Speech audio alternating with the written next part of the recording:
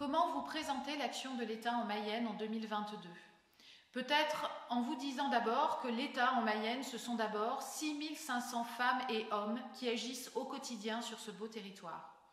C'est un État diversifié puisque parmi ces 6500 agents publics, il y a 4800 personnels de l'éducation nationale, mais aussi des policiers, des gendarmes, des agents de la préfecture, des finances publiques, des ministères de l'agriculture, de la transition écologique, du travail et de l'emploi, de la santé et des affaires sociales. Dans ce rapport, vous verrez combien l'action de l'État dans ce territoire est riche et variée. En 2022, après la crise sanitaire, l'État a dû se mobiliser et mobiliser tous les acteurs du territoire pour protéger la population contre tous les risques et faire face à de nouvelles crises. Dans l'urgence, l'État, mais aussi les élus, le monde associatif et les Mayennais ont répondu présents pour accueillir plus de 500 réfugiés ukrainiens dans un beau mouvement de solidarité. Les services de l'éducation nationale se sont aussi mobilisés pour scolariser dans les meilleurs délais les enfants des familles accueillies. Face à la crise de l'énergie, des actions de communication ont été déployées pour réduire la consommation d'électricité, mettre en œuvre les mesures d'aide déployées par le gouvernement, bouclier tarifaire ou encore amortisseur. Enfin, au cours de l'été 2022, le département a affronté une sécheresse inédite qui a imposé la prise de mesures de restriction adaptées pour sécuriser l'approvisionnement en eau potable de l'ensemble de la population. Malgré ces crises, les services de l'État ont continué d'agir en faveur du territoire et d'accompagner les initiatives.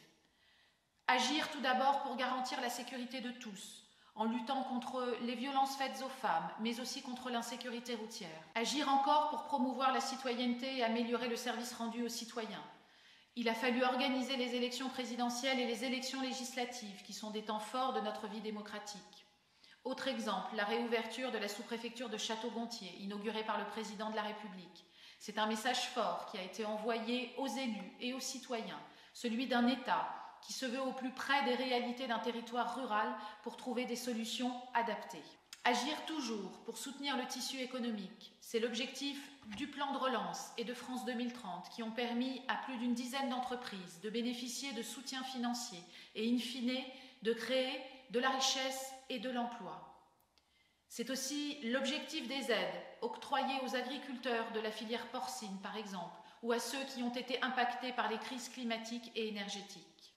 Agir enfin pour faciliter les initiatives, les accompagner et préparer l'avenir du territoire en renforçant son attractivité.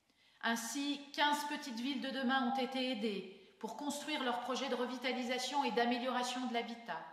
Des communes aussi ont été aidées financièrement à rénover leurs écoles, leurs équipements sportifs. C'est aussi 20 millions d'euros qui ont été apportés au projet de rénovation urbaine du quartier Saint-Nicolas à Laval avec un enjeu de mixité sociale et d'amélioration du cadre de vie pour les habitants. L'avenir, c'est enfin aider nos jeunes en difficulté avec le contrat d'engagement jeune qui a permis à 139 jeunes d'obtenir un emploi durable. Enfin, l'État s'est fixé pour objectif d'inscrire durablement le territoire dans la transition écologique en favorisant les énergies renouvelables et en protégeant la biodiversité. Je dois encore vous dire deux choses importantes. L'État agit rarement seul. Ici en Mayenne, et peut-être encore plus qu'ailleurs, une étroite collaboration entre l'État et les partenaires locaux, au premier rang desquels les collectivités territoriales, contribue à la réussite de nombreux projets structurants pour le département. Je tiens aussi à saluer les femmes et les hommes qui font l'État en Mayenne, ainsi que leur professionnalisme. Je les remercie chaleureusement de leur engagement sans faille au service de nos concitoyens. Je tiens enfin à rendre hommage à l'investissement du préfet Xavier Lefort, mon prédécesseur. Ce rapport est aussi le sien. Bonne lecture à vous.